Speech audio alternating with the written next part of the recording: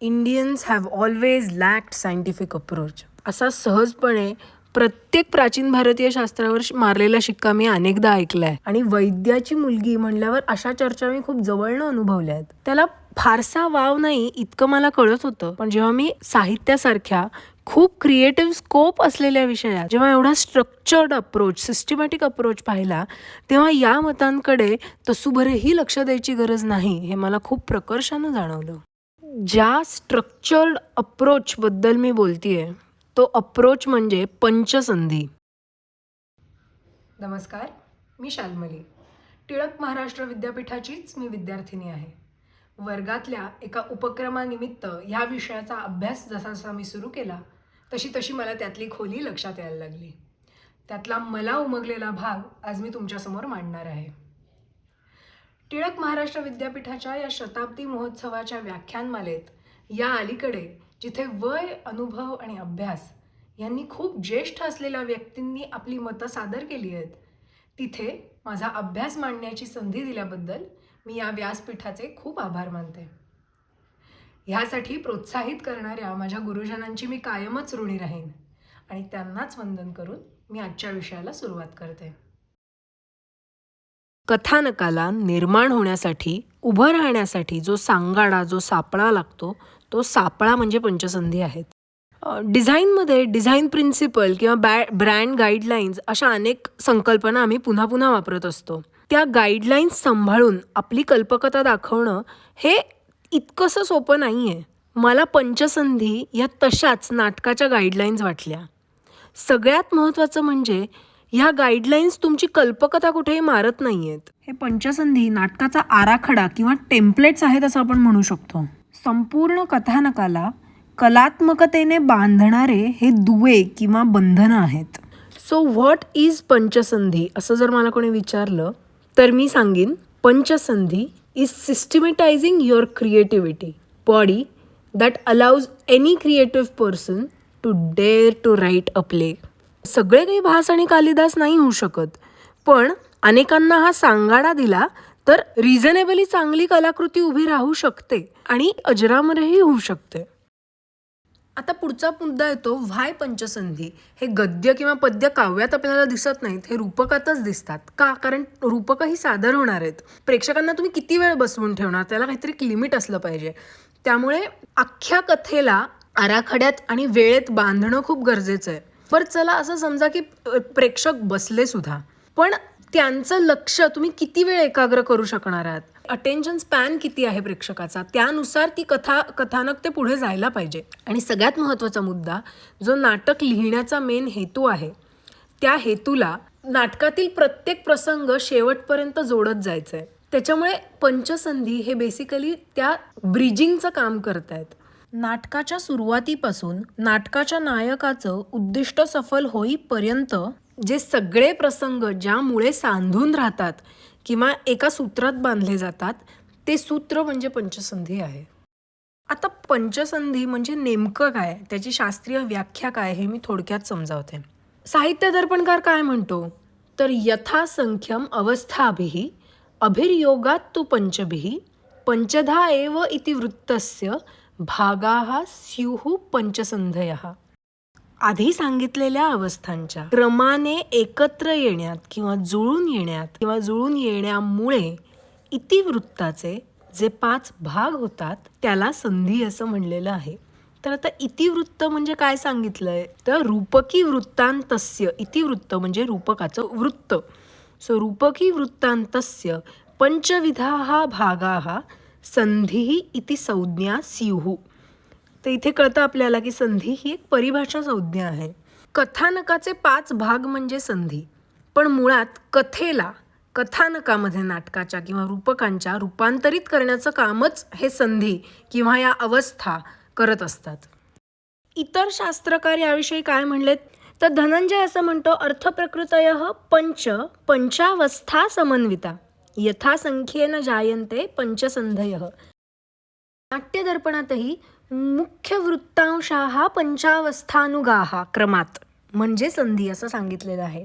ह्यात काही गोष्टी परत परत येत आहेत. त्यातली सगळ्यात महत्त्वाची गोष्ट म्हणजे यथासंख्येनं, प्रत्येकाच्या व्याख्येत यथासंख्येनं किंवा शारदा तनय म्हणतो तसं यथासंख्येनं यथाक्रमम जायन्ते अशी संधीची तो व्याख्या करतो.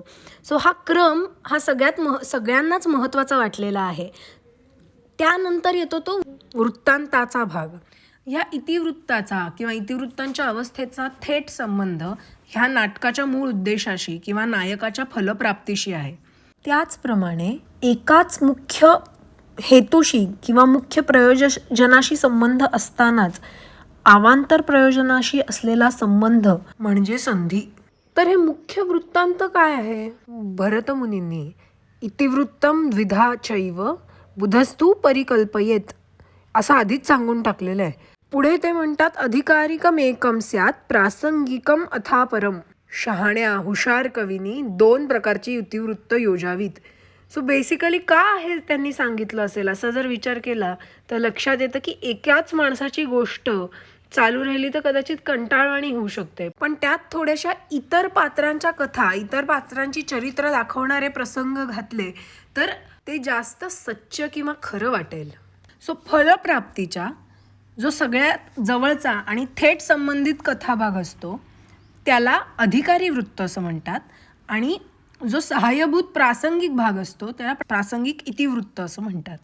इतिवृत्ताला नाटकाचं शरीर असं म्हणलं. इतिवृत्तम ही नाट्यस्य शरीरम परिकल्पितम. इतिवृत्तामुळे आपल्यासमोर एक दृश्य गोष्ट उभी राहते. काव्याच्या कथेला वृत्त असं म्हणतात आणि इतिवृत्त हे रूपकांना म्हणतात. का? कारण अभिनयाद्वारे उपस्कृत झालेलं, अशा प्रकारे उपस्कृत झालेलं ते इतिवृत्त. जेव्हा मी अनेक वेगवेगळ्या मतांचा अभ्यास केला तेव्हा मी बऱ्यापैकी कन्फ्यूज झाले, पण गोदावरी केतकरांनी हे फार सोप्या पद्धतीने समजावलेलं आहे ते मी तुम्हाला सांगते. जर नाटकाची एक आगगाडी मानली तर त्याच्या 5 बोगी म्हणजे अर्थप्रकृती आहेत. त्यांना ज्या स्थानांवर पोचायचं आहे ती स्थानं किंवा स्टेशन्स म्हणजे कार्यावस्था आहेत आणि ह्या बोगींना कार्यावस्थारूपी स्टेशन्सवर पोचवण्यासाठी जे 5 टप्पे मदत करतात ते 5 टप्पे म्हणजे पंचसंधी आहेत. आता साहित्य दर्पणाच्या टीकेत मी जे वाक्य वाचलं ते मी इथे लिहिलं आहे. 5 अर्थप्रकृती जेव्हा यथाक्रमेनं किंवा यथासंख्येनं 5 अवस्थांशी जुळून येतात, त्यांचा एकत्र योग येतो, तेव्हा जे तयार होतं किंवा तेव्हा जे दृष्टीस पडतं ते म्हणजे 5 मुखादी संधी आहेत. थोडक्यात काय तर जर संधी म्हणजे काय समजून घ्यायचं असेल तर कार्यावस्था आणि अर्थप्रकृती ह्यांविषयी ढोबळमानाने का होईना माहिती असणं अतिशय गरजेचं आहे. आता अर्थप्रकृती म्हणजे काय हे बघूयात. अर्थप्रकृतीला अर्थस्य प्रयोजनस्य प्रकृतयः सिद्धिहेतवः इति असं अर्थप्रकृती या शब्दाची व्याख्या सांगितलेली आहे. तर ह्या अर्थप्रकृती कुठल्या? बीज बिंदू पताका प्रकरी कार्यमेवच.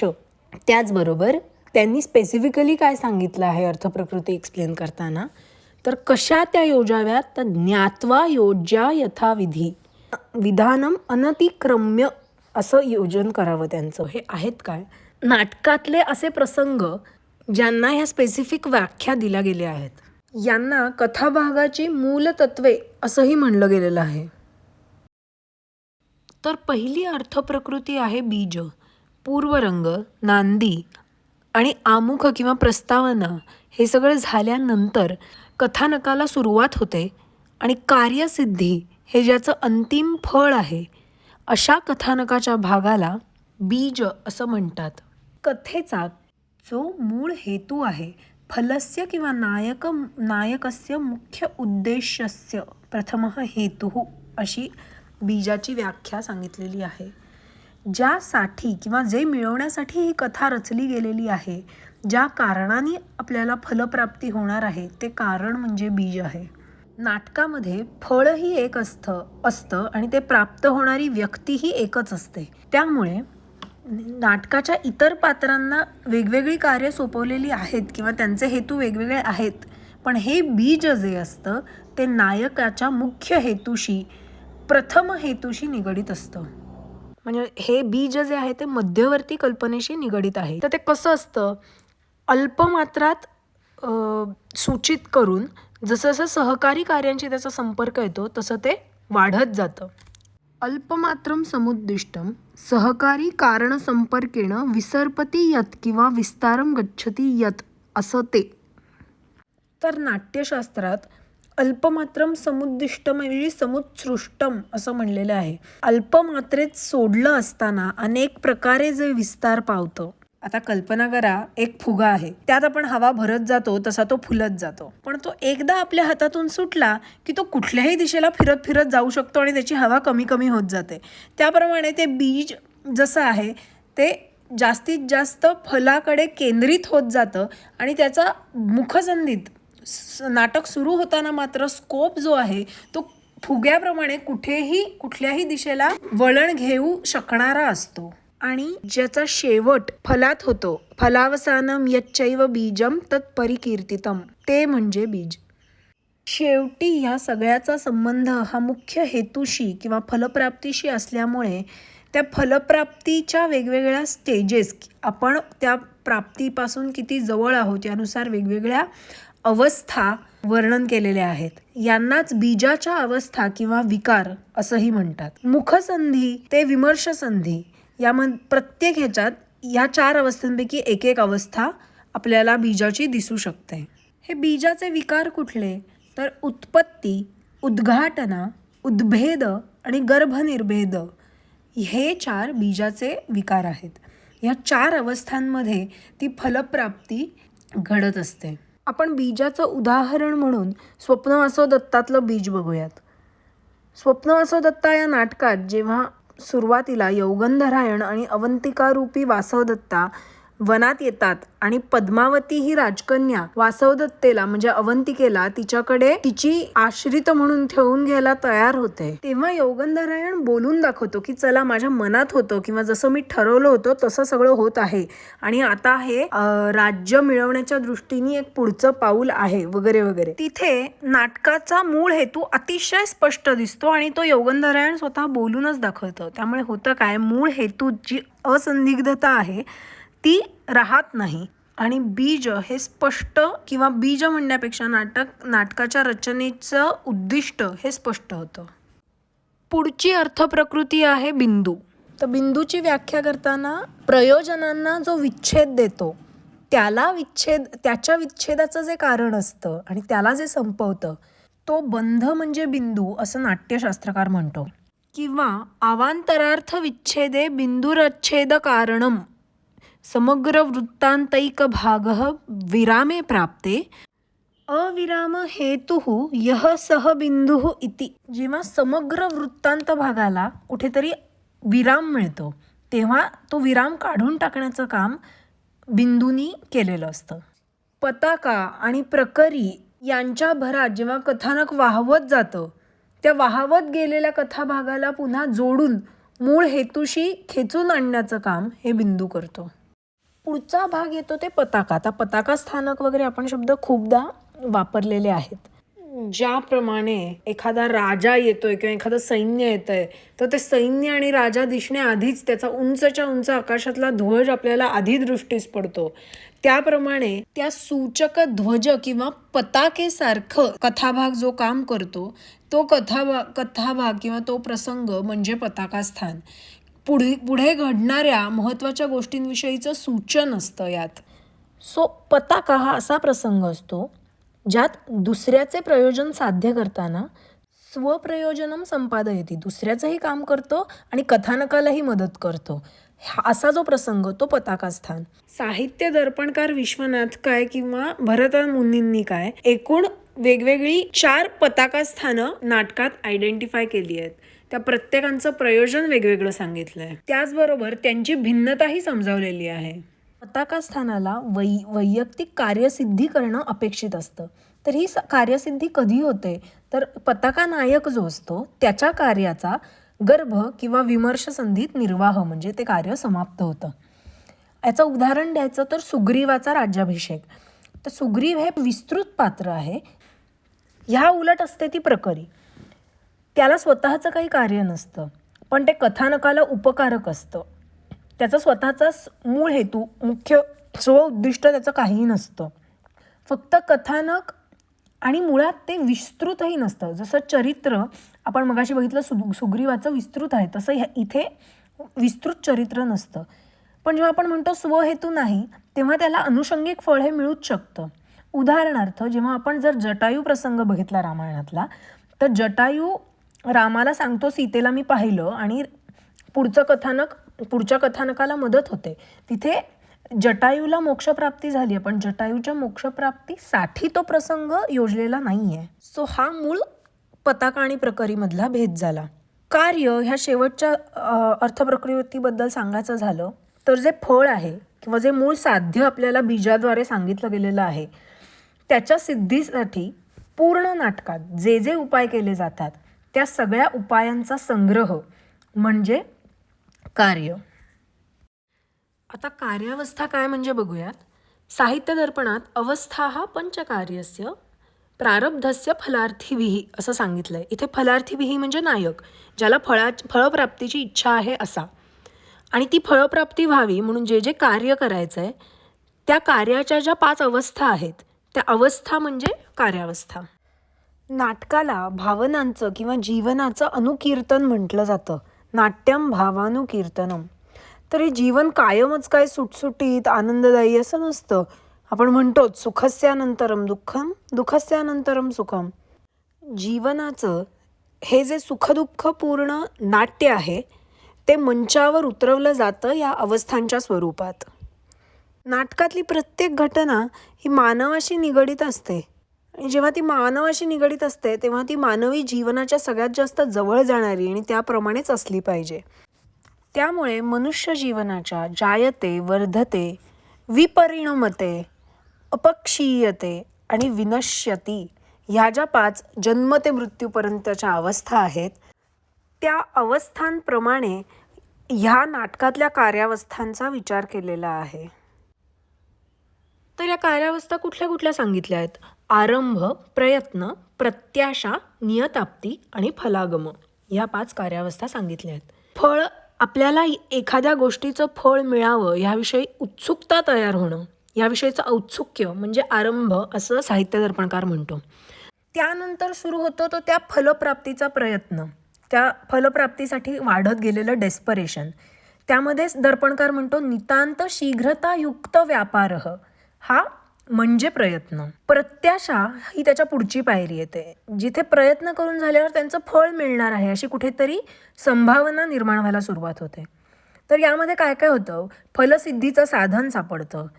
फलसिद्धी होण्यासाठी प्रतिबंधक जे काही अडसर आहेत ते अडसर इथे निर्माण होतात किंवा फलप्राप्ती होईल का अशी शंकासुद्धा तयार होते. हे सगळं म्हणजे प्रत्याशा. नियताप्तीमध्ये अपायात अभावतः निश्चिता असं म्हणलेलं आहे. सो नियताप्ती म्हणजे काय, तर जेव्हा हे सगळे जे प्रतिबंधक अडसर आहेत ते संपायला लागतात, त्यांचा अभाव जाणवायला लागतो आणि कुठेतरी फलप्राप्तीची खात्री होते, ती पक्की होत जाते, म्हणून त्याला नियताप्ती असं म्हणलं गेलेलं आहे. शेवटचा भाग जो आहे तो म्हणजे फलागमः. तर त्याच्यात समग्र फलोदय, संपूर्ण फलप्राप्ती असं मुद्दाम स्पेसिफिकली मेन्शन केलेलं आपल्याला दिसतं.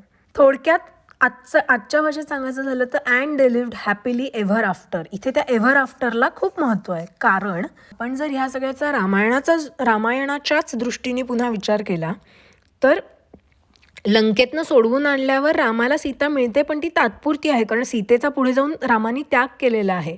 सो त्याला संपूर्ण फलप्राप्ती, कायमस्वरूपी फलप्राप्ती तिथे दिसत नाही आहे, म्हणून कदाचित त्या समग्रला पुढे जाऊन एवढं महत्त्व आलं असेल का, असा एक विचार माझ्या मनात येऊन गेला. ह्याच 5 कार्यावस्था आपल्याला इंग्लिश नाटकांमध्ये सुद्धा दिसतात. सो जर क्रोनॉलॉजिकली सांगायचं झालं किंवा अनुक्रमे सांगायचं झालं तर इनिशियल इन्सिडन्स, रायझिंग ॲक्शन, प्रत्याशा म्हणजे क्लायमॅक्स, नियताप्ती म्हणजे जिथे निश्चितता झाली आहे तिथे ती फॉलिंग ॲक्शन, आणि मग पुन्हा कॅटोस्ट्रोफ किंवा कन्क्लुजन आपण ज्याला म्हणू ते. ह्या 5 त्या अवस्था आहेत. अशाच कार्यावस्था इंग्लिशमध्ये पण सांगितल्या जर जात असतील तर आपल्याला लक्षात येईल की ह्या ज्या संकल्पना सांगितलेल्या आहेत भरतनाट्यशास्त्रात त्या किती सार्वव्यापिक आहेत आणि त्या कशालाही लागू पडणं, कुठेही लागू पडणं अगदी सहजच शक्य आहे. त्यामुळे जेव्हा ह्याचा अभ्यास केला जातो तेव्हा अभ्यासक सहजपणे मराठी किंवा इंग्लिश नाटकांचेही दाखले ह्याच संकल्पना समजावताना देऊ शकतात. आपणही हेच करून बघूया मग आता. शेक्सपियरच्या हॅम्लेट या नाटकात आरंभ, प्रयत्न, प्रत्याशा, नियताप्ती आणि फलागम बसतंय का हे पाहूयात. सुरुवातीला राजकुमार हॅम्लेटला हे कळतं की एक सावली दिसतीये, तेव्हा काहीतरी गडबड असल्याची शंका त्याला येते. ते याचा छडा लावायचाच असा तो निश्चय करतो आणि तिथे नाटकाला आरंभ झालेला आहे. ती सावली आणि त्या सावलीशी बातचीत केल्यानंतर सत्य शोधण्याची हॅम्लेटची धडपड यांना आपण प्रयत्न म्हणू शकतो. मग नंतर हॅम्लेटला डेफिनेटली खात्री पडते की काहीतरी गडबड आहे, आपल्या वडिलांना कोणीतरी घातपातानी मारलेलं आहे, बहुतेक तो राजाच आहे. असं झाल्यावर तो त्याच्या आईशी वगैरे संभाषण साधतो, आईला जाब विचारतो. ह्या सगळ्या ज्या गोष्टी आहेत, पण त्याला काही ठोस त्याच्या हाती लागत नसतं. ह्याला आपण प्रत्याशा ही स्टेज म्हणू शकतो, जिथे फलप्राप्ती अतिशय जवळ येऊन पोचते. तो म्हणजे हॅम्लेट या नाटकातला गर्भांक. यात असा प्रसंग आहे की नाटक कंपनीकडनं, नाटक मंडळीकडनं हॅम्लेट तत्सदृश प्रसंग उभा करून राजा आणि राणीला आपला गुन्ह्याची कबुली देण्याच्या अगदी जवळ आणून ठेवतो. याला नियताप्ती ही कार्यावस्था म्हणता येईल. शेवटी येतो तो फलागम. सत्य सगळ्यांसमोर येतं, त्यात युद्ध होतं, पण नाटक मात्र दुःखांतानी संपतं, हॅम्लेटच्या मृत्यूनी संपतं. इथे दुःखांत झाला असला तरी एक मुद्दा म्हणून लक्षात ठेवलं पाहिजे की नाटकाचा मुख्य हेतू किंवा नायकाचा मुख्य हेतू हा सत्य समोर आणणं हा होता. तो हेतू सफल झालेला आहे. त्यात त्याचा मृत्यू झाला हा दुर्दैवी अंत नाटकाचा किंवा कथेचा धरला तरी नायकाचा हेतू सफल झालेला त्यांनी दाखवलेला आहे. आता आपण पंचसंधी ही संकल्पना अनेकदा ऐकलेली वाचलेली असते. ते मी फक्त पुन्हा 5ही संधी एकदा अनुक्रमे सांगते. मुखसंधी, प्रतिमुख संधी, गर्भसंधी, विमर्श संधी आणि निर्वहन संधी हे 5 संधी आहेत. एक ह्या सगळ्यात महत्त्वाची गोष्ट मला अशी लक्षात ठेवावी अशी वाटते, ती म्हणजे ह्या तिन्हीही एक हायपोथेटिकल किंवा टेक्निकल बायफर्केशन्स आहेत. आपल्याला प्रवेशक विष्कंभकासारखं इथे प्रवेशक संपलं अशी सूचना काही नाटकात दिसणार नाही. चला आता आपण बीज वाचू असं म्हणून जर आपण नाटक उद्या पाहायला किंवा वाचायला लागलो तर फक्त रसभंगच होईल. हे लक्षात ठेवलं पाहिजे की हे परीक्षण आणि लेखनाच्या दृष्टीने केलेले भाग आहेत, आणि ते दृश्य नाही आहेत. थोडक्यात सांगायचं तर संधींमध्ये जोड न दिसणे हे स्किलच म्हणावं लागेल, किंवा त्याच्यात जोड न दिसल्यामुळे ते संधी ओळखायलाही नाट्यशास्त्राची जाण असणं अत्यावश्यक आहे. त्याचबरोबर मी एक मत वाचलं, जिथे बीजाचा उल्लेख होतो, फलप्राप्तीचा उल्लेख होतो, तिथे संधी बदलतो. त्यानंतरचा भाग नाटकाचा मिळून एक संधी असतो. नाटकातल्या प्रत्येक पात्राची कार्य वेगवेगळी असतील डेफिनेटली, पण मूळ फलप्राप्तीचा नाटकाचा जो हेतू आहे त्यानुसार हे संधी तयार होतात.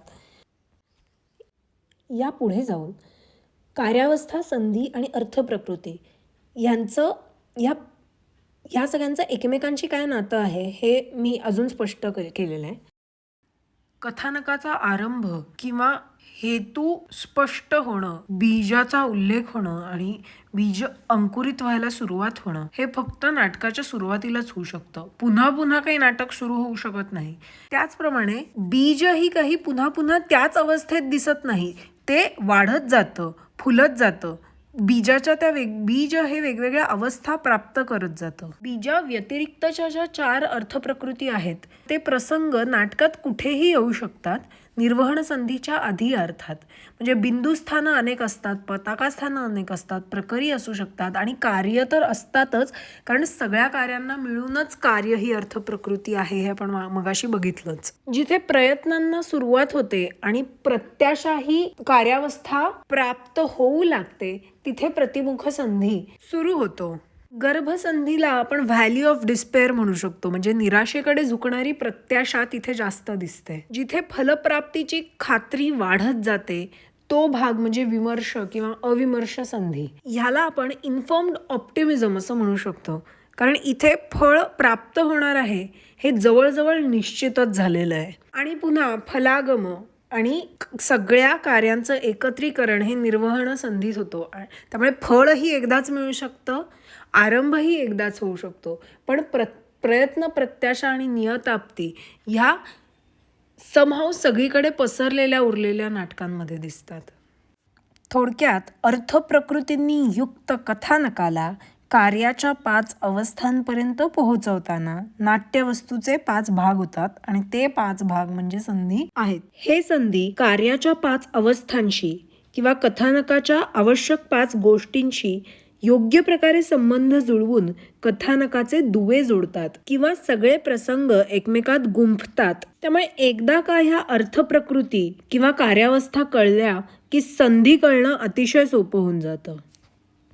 यापुढे इतकं आत्तापर्यंत सगळं शास्त्रीय आणि जड बघितल्यानंतर एक हलकी फुलकी संकल्पना माझ्या डोक्यात आली होती. जर संधी हे नाटकाचं स्थापत्यशास्त्र मानलं तर मी ह्या 5 संधींचा देवळाच्या रचनेप्रमाणे विचार केला आहे. तर पाया हा मला बीज पडल्यापासून जो उभं राहतो तिथे नाटकाचा पाया रचला जातो असं वाटतं. म्हणून मुखसंधीला मी पाया आहे असं मानलं आहे. जिथे प्रयत्नांना सुरुवात होते तिथे एक एक प्रसंग अख्ख्या कथानकाची भिंत रचत जातात. त्यामुळे प्रतिमुख संधीला मी हा पायाच्या वरचा पण संपूर्ण कथानक पेलणारा भक्कम भाग किंवा भक्कम भिंती असाव्या असं मला वाटतं. आता या ज्या देवळाचा फोटो आहे तो हे असा रॅन्डम देवळाचा फोटो नाही आहे. हे स्पेसिफिकली मी पीढा देऊळ निवडलं आहे. पीढा देवळाचं वैशिष्ट्य म्हणजे त्याची पीढा किंवा त्याची लेयर्स वाईज असलेली रचना. गर्भसंधीमध्ये जी आशा, निराशा, प्रत्याशा यांचं जे सततचं चक्र आहे, ह्यातले जे लेयर्स आहेत त्या लेयर्सचं ह्या देवळाच्या रचनेशी खूप साधर्म्य आहे. त्याचप्रमाणे दर 3 लेयर्स नंतर या देवळाला खिडक्या किंवा छज्जांसारखं असतं. बीजाची जी प्राप्ती अप्राप्ती अवस्था आहे त्याच्या खूप जवळ जाणारं हे आहे असं मला वाटतं. वर गेल्यावर अचानक एक खिडकी दिसते. त्यातनं पाहिल्यावर सबंध आकाश मोकळं आपल्यासमोर खुलं आहे असं वाटतं. तर पुन्हा थोडा वर गेल्यावर काळोख येतो ती पुढची खिडकी येईपर्यंत. तशीच ही प्राप्ती अप्राप्ती अवस्था. ह्यापुढे असतो तो विमर्श संधी की शेवटी विमर्श संधीच्या कुठेतरी फळप्राप्ती निश्चित होते. त्यामुळे त्याच्यावर बसतो तो मेन कळस किंवा झेंडा. म्हणून वरचा त्याचा जो भाग आहे तो विमर्श संधी मानला आहे. आणि सगळ्यात शेवटचा निर्वहन संधी. निर्वहन संधीला मी देवळाचा आमलक मानला आहे. जेव्हा आमलक निसटतो किंवा पडतो किंवा तुटतो तेव्हा संपूर्ण मंदिर कोसळतं. त्याचप्रमाणे जर आपण पाया बांधला पण आपल्याला फलप्राप्ती किंवा मूळ उद्देशच माहीत नसेल किंवा तेच जर अस्तित्वात नसेल तर एवढ्या केलेल्या खटाटोपाला काहीही अर्थ उरणार नाही. म्हणून निर्वहन संधी हा देवळाचा आमलक आहे. आता इंडिव्हिज्युअल संधींकडे वळण्याआधी संध्यांग हा भाग थोडा स्पष्ट करते. संधीमध्ये कार्यसिद्धीस नेण्याची क्षमता असणारे जे प्रसंग असतात त्यांना स्वकार्यसिद्धिकार गुणांनी युक्त वृत्तांत असं म्हणलेलं आहे. असे क्रमवार वृत्तांत म्हणजे संध्यांग आहेत. भरतमुनी संधीनाम यानी वृत्तानी प्रदेशेषु अनुपूर्वशः असं म्हणतात. प्रदेश म्हणजे संधीच्या आरंभ, मध्य आणि अंत या भागांमध्ये विद्यमान असलेले ते म्हणजे वृत्तांत संधीची अंगे होय. संधीच्या भागांमध्ये रसाला अनुरूप आणि यथोचित अशी अंगे योग्य रीतीने योजावीत असंही सांगितलेलं आहे. संध्यांगांना जसं एखादा अपंग माणसाने जर कार्य केलं तर ते तितक्या सुबकतेने होईलच असं नाही. त्याच्यामुळे ते हीन प्रतीचं कार्य असं त्याला म्हणलेलं आहे. तर तसंच संध्यांगांशिवायच्या नाटकाला किंवा रूपकाला हीन प्रतीचं रूपक असंच म्हणलेलं आहे. ही एकूण 64 संध्यांग सांगितलेली आहेत. त्यांचे मूळ 6 हेतू स्पष्ट होतात. प्रत्येक संधीला तिची आपापली संध्यांग आहेत. तर हे 64 ही संध्यांगांचा मूळ हेतू काय किंवा उद्देश प्रयोजन काय तर एक इष्टकार्याची रचना करणं, इतिवृत्तांत अबाधित ठेवणं, प्रयोगात रंजकता आणणं, गुप्त गोष्टी गुह्य ठेवणं, विस्मयकारक रीतीने एखाद्या प्रसंगाचं कथन करणं आणि शेवटचा आवश्यक असणाऱ्या गोष्टी उघड करणं योग्य वेळी. ही प्रयोजनं संध्यांगांची सांगितली आहेत. आता ही सगळी पार्श्वभूमी पाहिल्यानंतर आपण मुखसंधीकडे वळूयात. आपल्या सगळ्यांची ओळख आपल्या शरीरापेक्षा आपल्या मुखामुळे अधिक स्पष्ट होते. तसंच नाटकाचा मूळ हेतू, मूळ प्रयोजन ह्यामुळे नाटकाची आयडेंटिटी अधिक पक्की होते. म्हणून ह्या संधीला नाटकाचं प्रयोजन सांगणारा असा मुखसंधी म्हणलेला आहे. पूर्वरंगानंतर हा संधी सुरू होतो. बीजाचा आरंभ झाल्यानंतर ज्या संधीची सुरुवात होते तो हा संधी. या संधीचा उद्देश काय, तर बीज व्यवस्थापित करणे. सुरू होतो तेव्हा त्यात अनेक रस उत्पन्न होत असतात. त्यातल्या सूचक रसांची किंवा सूचक प्रसंगांमुळे बीजाची उत्पत्ती होते आणि प्रारंभ ही कार्यावस्था प्राप्त होते. ज्या विविध प्रयोजनांच्या अनुरोधाने रसोत्पत्ती करत कथानकाचं बीज निर्माण होतं तो म्हणजे मुखसंधी आणि हाच या कारिकेचा अर्थही आहे. यातल्या कार्यावस्था कुठल्या, आरंभ, अर्थप्रकृती कुठली, बीज, हे आपण सरळ रेषेत मगाशी पाहिलं. ह्यात कार्याचा हेतू स्पष्ट झाल्यापासून ते कार्याला ॲक्च्युअल फलप्राप्तीकडे नेणाऱ्या कार्याला सुरुवात होते त्या भागाला मुखसंधी असं म्हणतात. संध्यांग हा जो प्रकार आहे त्याच्यात मुखसंधीची एकूण 12 संध्यांग सांगितलेली आहेत. ही 12ही संध्यांग सलग सांगणाऱ्या साहित्य दर्पणात 2 कारिका आहेत. त्यात उपेक्षः परिकरः परिन्यासो विलोभनम, युक्तिः प्राप्तिः साधनं विधानं परिभावना, उद्भेदः कारणं भेद एतानी अंगानी वै मुखे असं सांगितलेलं आहे. आता उदाहरणादाखल आपण अभिज्ञान शाकुंतलातला मुखसंधी बघूयात. दुष्यंत मृगयेला गेला असता आश्रमाजवळ येतो आणि तिथनं कथानकाला सुरुवात होते. तुला चक्रवर्ती पुत्र होईल असा जेव्हा ऋषिकुमार आशीर्वाद देतात तेव्हाच नाटकाचं बीज पडलेलं दिसतं. पुढे ऋषींनी दिलेला हा आशीर्वाद खरा होणारच आहे. त्यामुळे नाट्यवस्तूची परिणती नेमकी कशात होणार आहे, काय उद्देशानं होणार आहे हे इथे स्पष्ट होतं. त्यानंतर मुखसंधीचं आपण पाहिल्याप्रमाणे दुसरं महत्त्वाचं काम म्हणजे सगळ्या पात्रांची ओळख करून देणं. तर कण्व ऋषी आत्ता कुठे आहेत, त्यांची मुलगी, त्यांची कन्या शकुंतला हीच समोर आपल्या उभी असलेली आहे. राजा आणि शकुंतलेची भेट होते. त्यात शकुंतलेच्या जन्माविषयीची कहाणी राजाला कळते. शकुंतलेच्या मैत्रिणींची भेट होते. हा सगळा भाग मुखसंधीनी कव्हर केलेला आहे. आपले नायक आणि नायिका म्हणजे दुष्यंत आणि शकुंतला ह्यांच्या मिलनाची सोय त्यांनी ह्या अंकात करून दिलेली आहे, त्यांची गाठ घालून दिलेली आहे. हे झाल्यानंतर राजाला दुसरं काहीही शकुंतलेशिवाय सुचेनासं होतं आणि तो विदूषक सोडून बाकी सगळ्यांना परत पाठवून देतो राजधानीत. इथपर्यंत मुखसंधीचा भाग आहे. आता दुसरा बघूयात तो स्वप्न वासवदत्तातला संधी.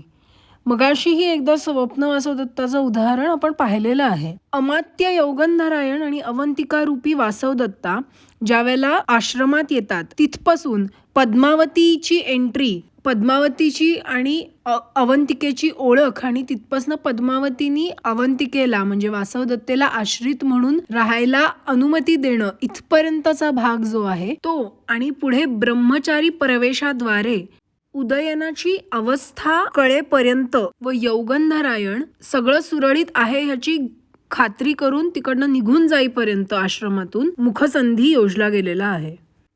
पुढचा जो संधी आहे तो प्रतिमुख संधी आहे. प्रतिमुख संधीला बिंदू आणि प्रयत्न यांच्या संयोगापासून जो निर्माण होतो तो प्रतिमुख संधी असं म्हणलेलं आहे. आरंभ झाल्यानंतर मूळ उद्देशाच्या फलप्राप्तीसाठी जे प्रयत्न सुरू होणं आवश्यक असतं, जे मी मगाशी डेस्परेशन मधले प्रयत्न म्हणलं ते प्रयत्न सुरू झाले, मग काय होतं, बीजाची वाढ होत असते, बीज फुलत असतं, तेव्हाच बीजाची वाढ थांबवणाऱ्या खुंटणाऱ्या घटना घडतात. ह्याच भागामध्ये किंवा प्रतिमुख संधीमध्येच प्रतिनायकाचं किंवा विलनचं जे काम असतं ते तो प्रतिनायक आपलं काम करायला सुरुवात करतो. ह्यामध्ये बीज कधी दृश्य तर कधी अदृश्य स्वरूपात असतं. म्हणून आरंभ झालेल्या कार्याचा कधी उल्लेख होतो कधी नाही होत असं म्हणलेलं आहे. नाट्यशास्त्रकार म्हणतो यत्र बीजस्योद्घाटनम दृष्टम नष्टम इव क्वचित. बीजाच्या या दृश्यादृश्य अवस्थेबद्दल अनेक मतमतांतरं आहेत. काही जण मानतात कार्यस्वरूपात दृश्य तर कारण स्वरूपात ते नष्ट असतं. काही जण असं मानतात की नायकाच्या वृत्तांताच्या संदर्भात ते दृश्य असतं तर प्रतिनायकाच्या संदर्भात ते अदृश्य असतं. पण या सगळ्या मतांचा विरोध भरतमुनींनी केलेला दिसतो. त्यांच्या म्हणण्यानुसार बीजाच्या दृष्ट आणि नष्ट अवस्थेला एक विषय असल्याशिवाय एकत्र जोडता येणार नाही. त्यामुळे कोणाच्याही इतराच्या इतिवृत्तानुसार किंवा संबंधात किंवा इतर कुठल्याही बाबतीत ही दृष्ट अवस्था सांगता येणार नाही. ती केवळ फलोत्पत्तीला अनुरूप अशी विशिष्ट दशा आहे. जेव्हा बीज दृष्ट असेल तेव्हा त्या दृष्ट स्थितीला विरोध करणारी गोष्ट जवळ आल्यामुळे ते नष्ट होईल आणि झाकले गेल्यासारखे होईल. पण जेव्हा अनुरूप परिस्थिती येईल त्यावेळेला ते बीज त्याची नष्टावस्था नष्ट होऊन ते पुन्हा दृष्टावस्थेत येईल. आपल्या इकडे या व्याख्येत जी स्क्रीनवर दिसतीये त्यात लक्ष अलक्ष असं म्हणलंय. म्हणजे बीज कधी दिसत असतं तर कधी दिसत नसतं. जी संध्यांग सांगितलेली आहेत त्यापैकी विलास इत्यादी 13 संध्यांग या प्रतिमुख संधीची आहेत. ही संध्यांग सांगणाऱ्या कारिका अशा आहेत. विलासः परिसर्पश्च विधृतं तापनं तथा नर्मद्युती च एव तथा प्रगमनं पुनः विरोधश्च प्रतिमुखे तथा स्यात् पर्युपासनं पुष्पं वज्रम उपन्यासो वर्णसंहार इत्यापि. शाकुंतलातला प्रतिमुख संधी जेव्हा राजा आणि विदूषक मगाशी म्हटलं तसं बसलेले असतात आपला शिकारीचा वेश वगैरे उतरवून, तेव्हा इथे प्रतिमुख संधी सुरू होतो. तो दुसऱ्या अंकाच्या शेवटपर्यंत प्रतिमुख संधीच आहे. बरेच दिवस आश्रमात राहिल्यानंतर आता नवीन निमित्त काय शोधून राहायचं असा राजा विचार करत असतानाच 2 ऋषिकुमार त्याला थांबायला लावतात. निमित्त मिळाल्या त्यांनी विदूषकाला परत पाठवून दिलं. वर सांगितलं की मी शकुंतलेबाबतीत जे बोललो ती थट्टा होती, त्यामुळे पुन्हा त्यांनी विषय काढायचाही प्रश्न नाही. इथे बीज नष्टच जवळजवळ होताना दिसतंय. पुढे शकुंतलेचं प्रेम व्यक्त व्हावं ह्यासाठी तिच्या मैत्रिणी तिच्याशी गोड बोलून तिला बोलतं करतायत. नंतर शकुंतला कमलपत्रावर प्रेमपत्र लिहितीये. ह्यापासून ते राजा आणि शकुंतलेची भेट इथपर्यंत प्रतिमुख संधी कार्य करत आहे. आता सुबंधूनी जो स्वप्न वासवदत्ताला प्रतिमुख संधी सांगितला आहे त्यामुळे खरा भास प्रश्न उभा राहतो. कारण आपल्याला जी टी गणपती शास्त्रींनी शोधलेली प्रत आहे त्यात सुबंधूनी केलेलं वर्णन कुठे दिसतच नाही त्या स्वप्न वासवदत्तात.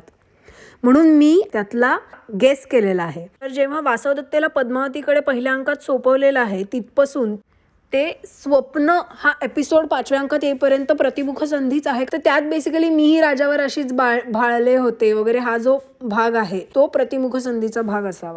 याच संधीत राजा वनात येतो, तिथे ते भेटतील की काय असं वाटतं. पण जिथे अवंतिका हार वगैरे करते आहे तिथे बीजाचा उल्लेखही दूरपर्यंत नाहीये. नंतर प्रमदवनात ते कधीही एकमेकांच्या समोर येत असतील असं वाटतं. बीजाची जी दृश्य अदृश्य अवस्था सांगितलेली आहे प्रतिमुखात ती या सगळ्या थ्रू दिसते. पुढचा संधी आहे तो म्हणजे गर्भसंधी. तो पताका आणि प्रत्याशा यांच्या योगापासून तयार होतो. या संधीमध्ये काय काय होतं तर बीजाची दृश्य वाढ होते, बीजाची प्राप्ती होते, मग अप्राप्ती होते, मग बीजाचा शोध घेतला जातो ज्याला अन्वेषण असं म्हणलंय, आणि हे पुन्हा पुन्हा होत राहतं. बीजाची ही प्राप्ती संभव अवस्था आहे. मुख आणि प्रतिमुख संधीत जे बीज प्रकाशात आलेलं असतं, खुलायला लागलेलं असतं, त्या बीजाच्या हेतूचा ऱ्हास ह्या गर्भसंधीत होतो.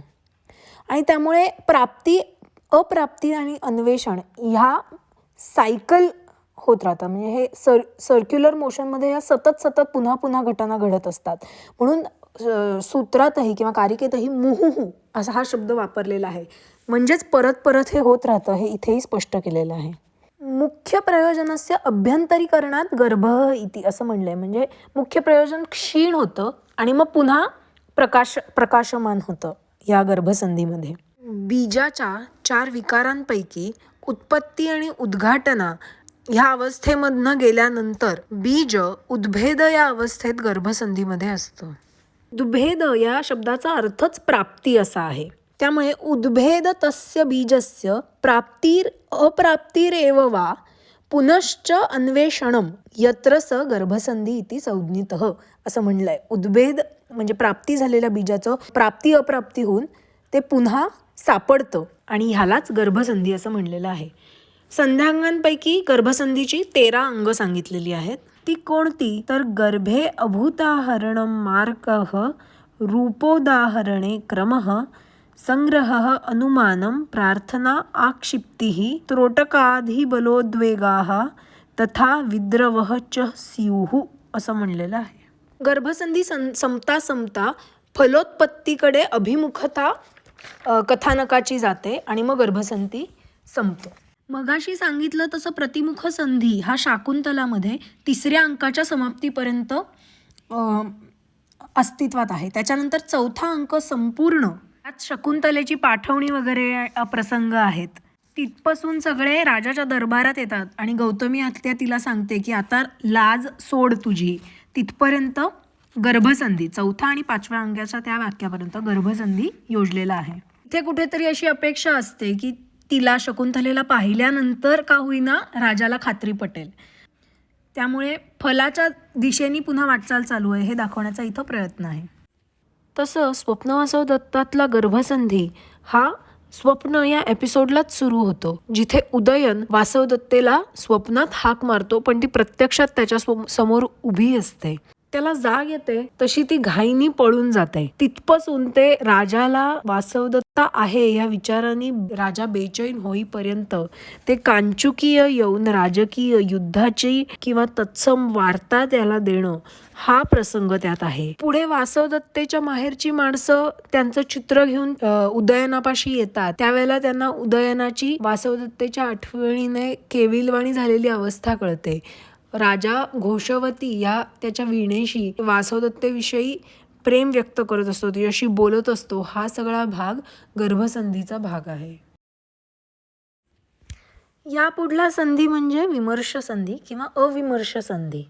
अविमर्श आणि विमर्श ही दोन्ही नावं सगळ्या शास्त्रकारांनी मान्य केली आहेत. मुळात ह्याच्यात विचारांचा भेद असा की जर विमर्श हा संधी म्हणून तुम्ही मान्य केला तर फलप्राप्तीच्या बाबतीतला संदेह की होईल की नाही अशी शंका म्हणजे विमर्श संधी. आणि अविमर्श संधी असं जर तुम्ही मानलं तर अविमर्श म्हणजे फक्त विघ्न फलप्राप्तीच्या मध्ये येणारा एवढंच तिथे अपेक्षित आहे. साहित्य दर्पणाने ह्या संधीला विमर्श संधी असंच म्हणलेलं आहे. बीजामध्ये पुन्हा फलप्राप्तीच्या दिशेने वाटचाल सुरू झालेली असतानाच पुन्हा जेव्हा संदेह उत्पन्न होतो आणि फलप्राप्ती लांबणीवर जाते किंवा संदिग्ध होते त्यावेळेला विमर्श संधी कार्यरत असतो. प्रकरी आणि नियताप्ती या दोघांच्या योगापासून विमर्श संधी तयार होतो. जी पताका स्थानं असतात त्यातल्या पताका नायकाच्या कार्याचा इथे निर्वाह होणं अपेक्षित आहे. ह्या संधीत पुन्हा अप्राप्तीला प्राधान्य आहे. तर हे अप्राप्तीकडे का जातं बीज तर अचानक काहीतरी संकट आल्यामुळे किंवा शोकामुळे या बीजाची वाढ ह्या संधीत खुंटते. कुठलं तरी विलोभन क्रिएट होतं, काही व्यसनं असतील, ही वाढ बीजाची खुंटते असं भरत म्हणतो.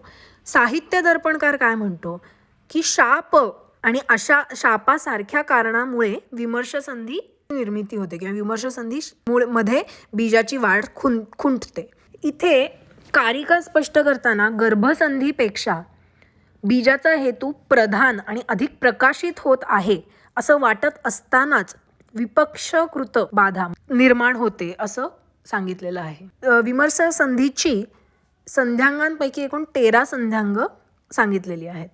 ही संध्यांग अपवादो अथ संफेटो व्यवसायो द्रवो द्युतिः शक्तिः प्रसंगः खेदश्च प्रतिषेधो विरोधनम प्ररोचना विमर्शे स्यात् आदानं छादनं तथा ही आहेत. शाकुंतलाचा गर्भसंधी कुठे संपलाय आपण पाहिलं की तू आता लाज जरा क्षणभर बाजूला ठेव असं गौतमी आत्या म्हणते. त्यानंतरचं लगेच राजाचं मनोगत आहे जिथे तो शकुंतलेच्या कांतीचं वर्णन करतोय की कुठलाही उणेपणा नाही असं हे सौंदर्य आहे. पण मला काही आठवत नाहीये मी त्याचा स्वीकार केला होता का. तिथपासनं ते राजाला शकुंतलेची ओळख पटवून त्याच्यानंतर राजाला इंद्राची आज्ञा येऊन त्याचं उल्लंघन करता येणार नाही असं राजा आणि विदूषकाचा जो 6व्या अंकाच्या शेवटी संवाद आहे तिथपर्यंत अविमर्श संधीच आहे. आता इथे पण जो राग किंवा क्रोध हा फॅक्टर बघितला तर शकुंतलेची इकडे भयानक संताप झालेला आहे आणि ती संतापाच्या भरात भरपूर राजाला बोलतीये. हा सगळा भागही याच्यात आलेला आहे. स्वप्न वासव दत्तातला विमर्श संधी मात्र अतिशय छोटा आहे. उदयनाला जिथे घोषवती पाहिल्यामुळे वासवदत्तेची प्रचंड आठवण येते, तिथे गर्भसंधी संपून विमर्श संधी सुरू होतो हे आपण पाहिलं. त्यानंतर वासवदत्तेच्या माहेरचे कांचुकी आणि धात्री जी प्रतिमा घेऊन आले आहेत, ज्याच्यात वासवदत्त आणि उदयनाचा चित्र आहे, त्यात वासवदत्तेचं चित्र पाहून पद्मावती एकदम म्हणते की अशीच दिसणारी मुलगी माझ्या माहितीत आहे. हा सगळा भाग हा विमर्श संधीचा भाग आहे. शेवटचा संधी म्हणजे निर्वहन संधी. यात फलागम आणि कार्य यांचा संयोग जेव्हा होतो किंवा ते जेव्हा एकत्र येतात तेव्हा निर्वहन संधी तयार होतो. सर्व आतापर्यंत उद्देश प्राप्तीसाठी केलेल्या कार्यांचं इथे एकत्रीकरण होतं. सगळे प्रसंग इथे एकत्र येतात आणि केवळ समारोपच उरतो. या निर्वहन संधीत चमत्कृती सुद्धा घडू शकते. यासाठी साहित्य दर्पणकार कार्यो निर्वहणेत भूतः अद्भुत रस कार्य पूर्ण होण्यासाठी वापरला जाऊ शकतो निर्वहन संधीत, हे स्पेसिफिकली मेन्शन करतो. जे सुखदुःखातल्या भावनांनी वाढवले आहेत, फुलले आहेत आणि 4 विजाच्या विकारांनी युक्त आहेत असे प्रसंग, घटना, अर्थ यांचे समानयन म्हणजे एकत्र येणं हे निर्वहन संधीत होतं. विश्वनाथांनी व्याख्या फार सोपी केलेली दिसते.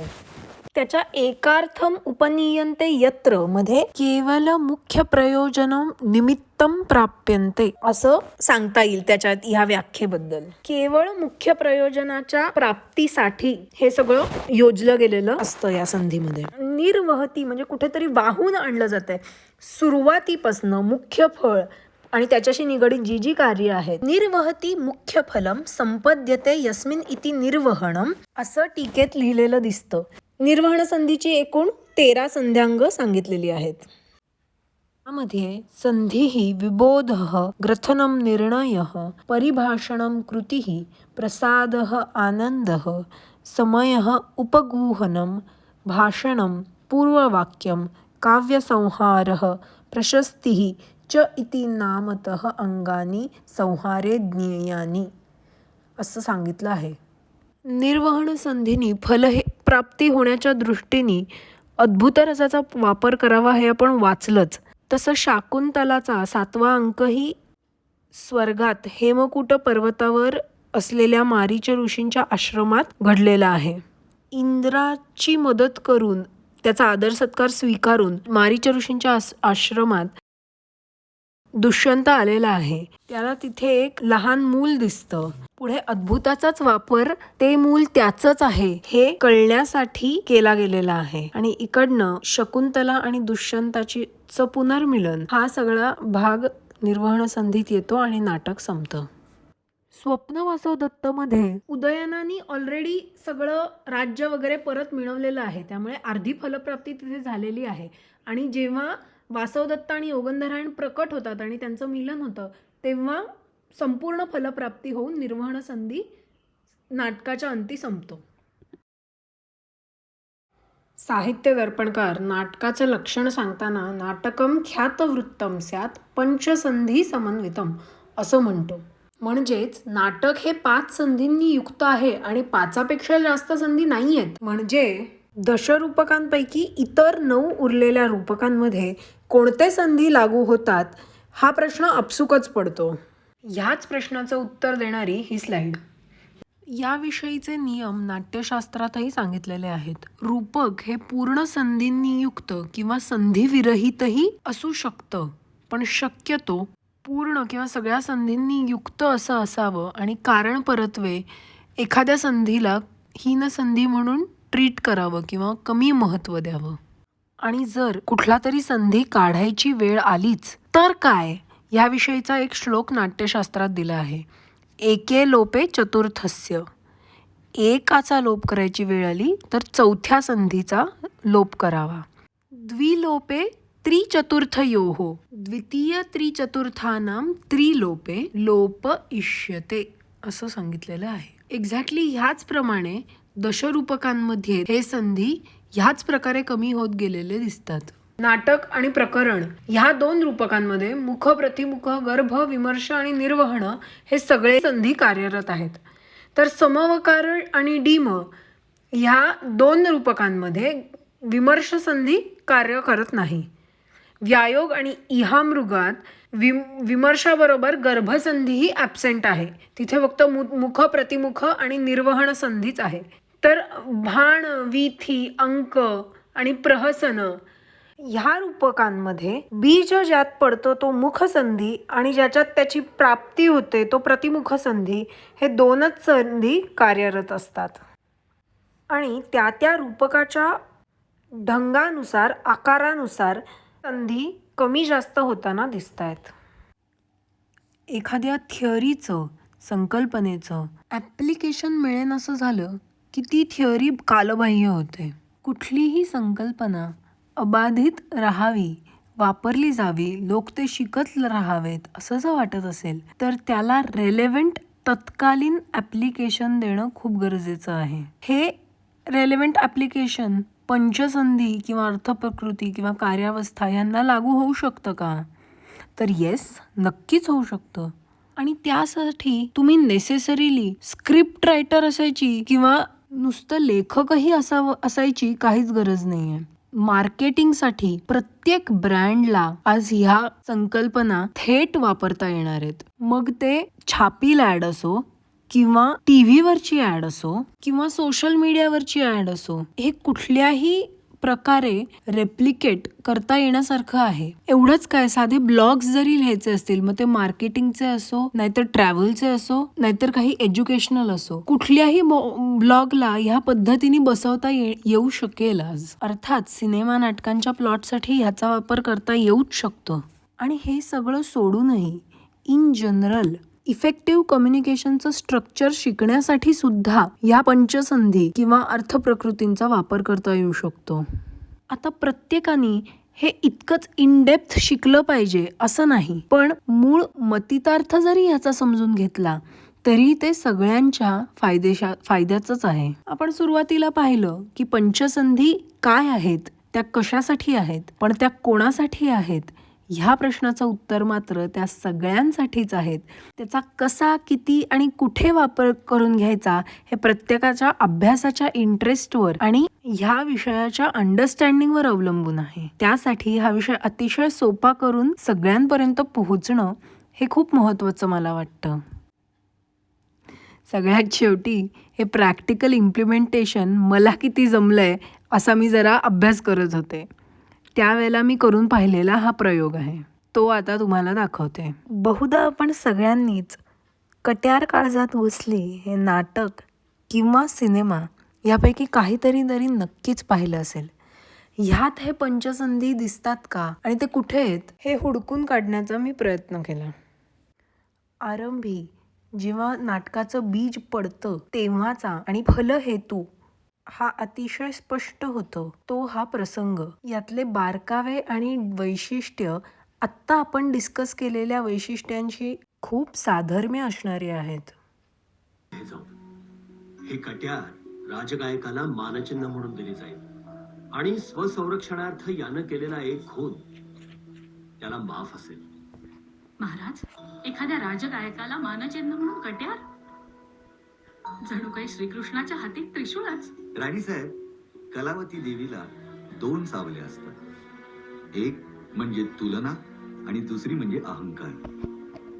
कलावंत मोठा झाला की स्पर्धा वाढते आणि त्यामुळे तुलना होते, आणि तो जिंकला की अहंकार वाढतो. आणि अशा वेळेस मग हे कट्यार त्या कलावंताला सतत जाणीव करून देत राहील की तो या कट्यारीच्या धारेवरती चालत आलाय नेहमीच. जो चुकला तो संपला, त्या जागी दुसरा आला. त्याचप्रमाणे मी जे एक मत वाचून दाखवलं की बीजाचा उल्लेख झाल्यावर संधी बदलतो, त्याचप्रमाणे इथेही प्रत्येक वेळेला संधी बदलताना कट्यारीचा सीन त्यांनी योजला आहे. खुद को खत्म करने से अच्छा है दुश्मन को खत्म कर दो. प्रतिमुख संधीतलं प्रतिनायकाचं कार्य जिथपासून सुरू झालंय तो हा प्रसंग इथे प्रतिमुख संधी सुरू झालाय असं आपण म्हणू शकतो. बीज हे प्राप्ती अप्राप्ती अवस्थेत गर्भसंधीमध्ये दिसतं, ते ह्यातल्या प्रसंगांवरून खूपच स्पष्ट होतं. सूडबुद्धीने पेटलेला सदाशिव तिथपासनं ते त्याचा गायक म्हणून खां साहेबांना हरवायचा प्रवास त्याचा जिथे सुरू होतो, थोडक्यात खां साहेबांचा अहंकार उतरवण्याचा जो फलहेतू आहे, त्या हेतूच्या दृष्टीने जे जे प्रयत्न झालेले आहेत, जी पताकास्थानं आहेत ती इथे दिसत आहेत.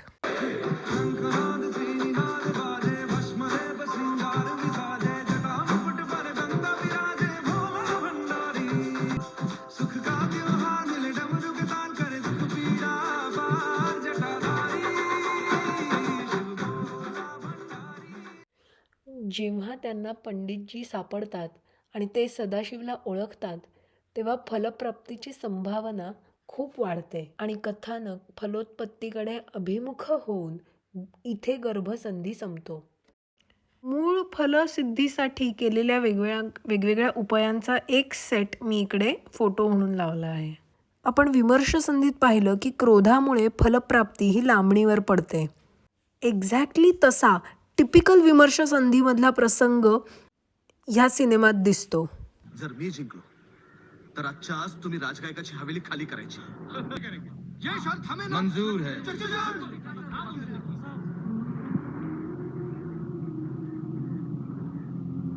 लेकिन अगर तुम हारे तो ता जिंदगी तुम्हें हमारा गुलाम बनकर रहना होगा. तुम्हारी ये गायकी हमेशा और हमेशा के लिए हमारे पास गिरवी होगी. मंजूर है.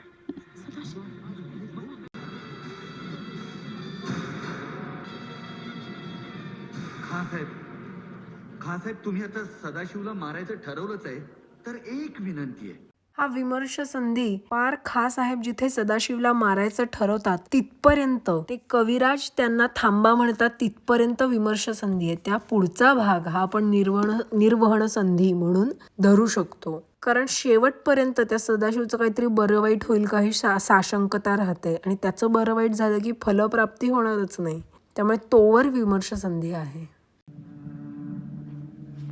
ज्या व्यासपीठावर बसून माझे दोन्ही गुरु गायले, त्याच व्यासपीठावर बसून त्यांच्या समोर मला गायचंय.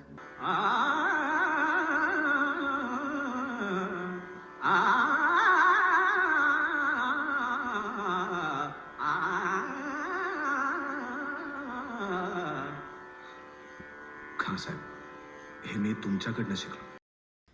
तसंच आपण संपूर्ण फलप्राप्तीचंही महत्त्व बघितलं. सदाशिवसाठी पर्सनली गुरु त्याला लाभणं ही सुद्धा त्या फलप्राप्तीचा, त्या नवीन राजगायकामध्ये अहंकार प्राप्त न होऊ देण्याचा उपाय आहे. म्हणून जेव्हा सदाशिव त्यांना तुम्ही मला आता ह्याच्या पुढे शिकवा अशी अट घालतो आणि ते निघून जातात, तेव्हा जर त्याला गुरुच मिळाला नाही तर ती फलप्राप्ती पूर्ण होणार नाही. त्यामुळे इथे पंडितजींनी त्याला पुन्हा गंडा बांधून त्या संपूर्ण फलप्राप्तीची सोय इथे झालेली दिसते.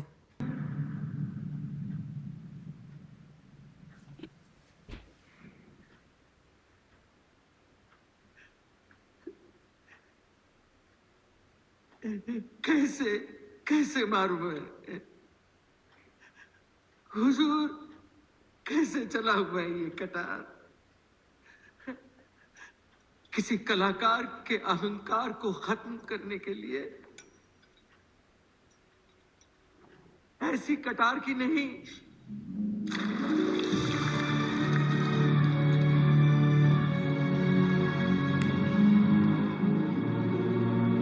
इस कटार की जरूरत होती है. धन्यवाद.